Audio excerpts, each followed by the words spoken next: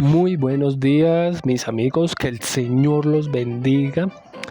Y bueno, ya estamos cerca a Semana Santa y por eso quiero bendecirlos hoy con una pequeña reflexión. Eh, Quiero hoy hablar sobre nuestro Señor Jesús que ora en Getsemaní, ¿no?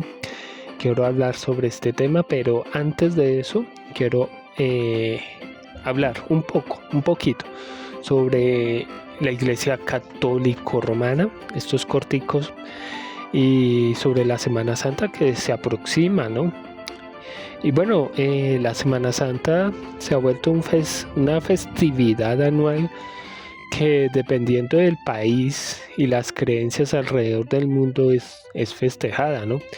Pero para los cristianos el sacrificio, muerte y resurrección de Jesús es algo que debemos pensar diariamente y agradecer porque Cristo pagó por nuestros pecados y nos dio la vida juntamente con Él, ¿no? Pero bueno, la Semana Santa se ha vuelto un ritual dirigida por muchos católicos o por la Iglesia Católico Romana, el cual se considera herética o es una herejía, ¿no? Que desagrada mucho al Señor, ¿no?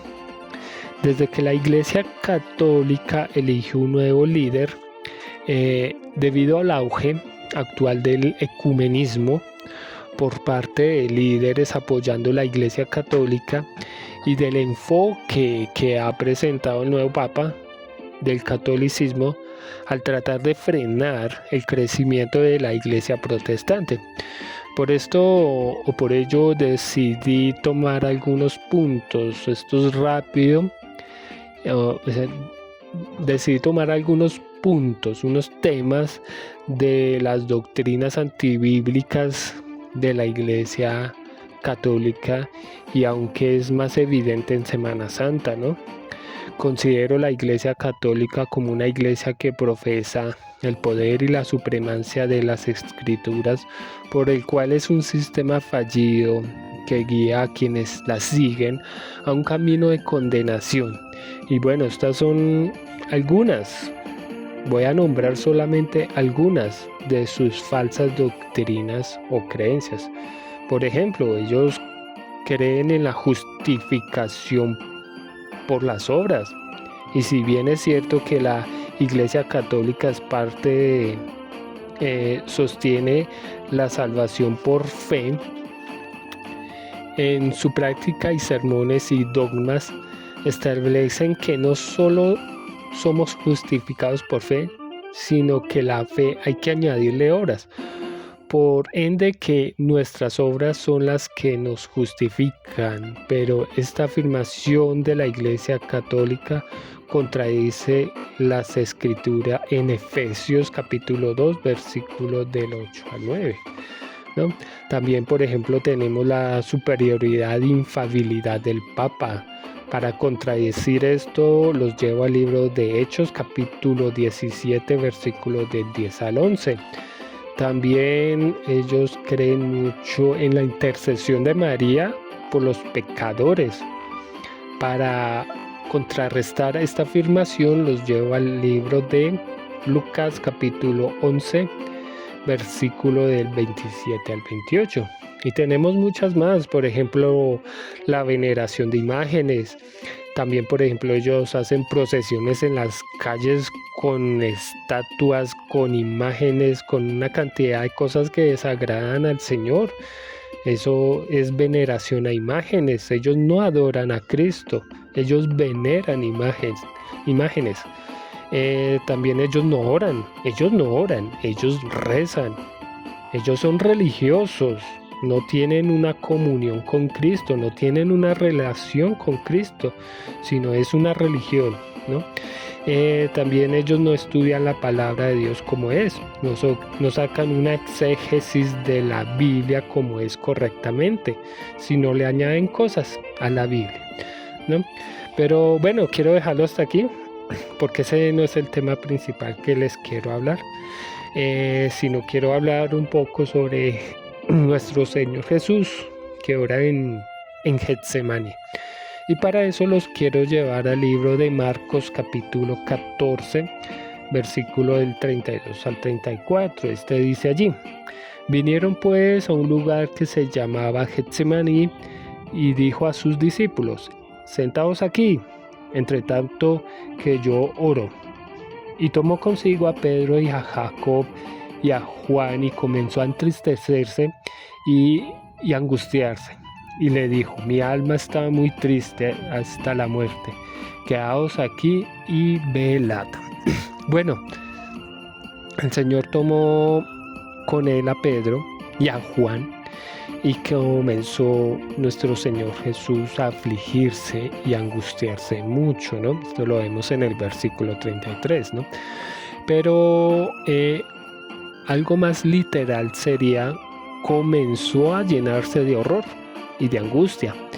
Bueno, estas palabras transmiten la idea de este terror repentino que nos abruma ante la contemplación de algo terriblemente espantoso y doloroso, y más para nuestro Señor Jesús, que él sabía lo que iba a venir para él, ¿no? Pero la cena pascual había concluido, pero ahora Jesús tenía que experimentar en carne propia aquello que la Pascua simbolizaba. Cristo les dice a estos 3 discípulos que su alma está muy afligida hasta el punto de la muerte. La palabra griega que Marcos usa aquí es perilupos, que significa abrumado o rodeado de tristeza. Era tal la angustia del Señor que su vida física estaba en peligro. Esa es la idea que Jesús parece expresar a sus discípulos, y la tristeza lo embargaba de tal manera que está a punto de morir. Cristo pudo haber muerto en Getsemaní de no haber sido por la intervención de Dios. El pasaje paralelo en el Evangelio de Lucas dice que Dios envió a un ángel para fortalecerlo. Eso lo encuentran en Lucas capítulo 2, versículo 43.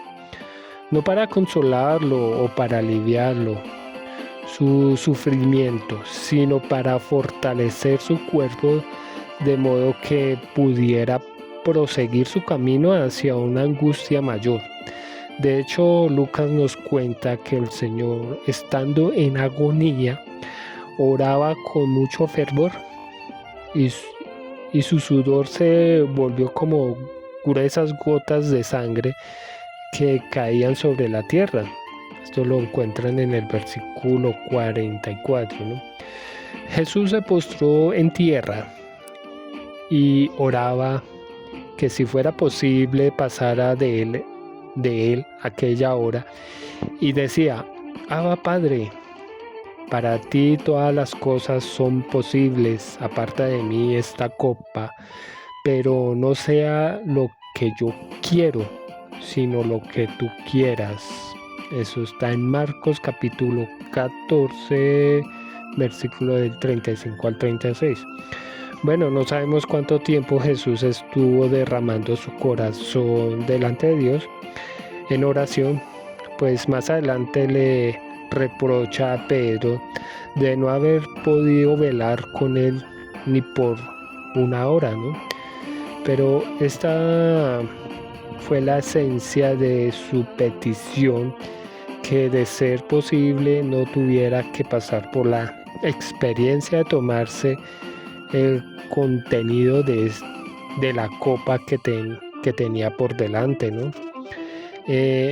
Por tanto, no fue la expectativa del sufrimiento físico de la cruz lo que llenó de espanto el alma de Jesús. En cambio, fue saber que en pocas horas tendría que cargar con el peso de la ira santa de Dios que los suyos habían acumulado a través de todos los siglos, ¿no? cada crimen, cada blasfemia, cada desobediencia, cada motivación o pensamiento pecaminoso de todos aquellos que Él vino a salvar serían descargados sobre Él en la cruz del Calvario.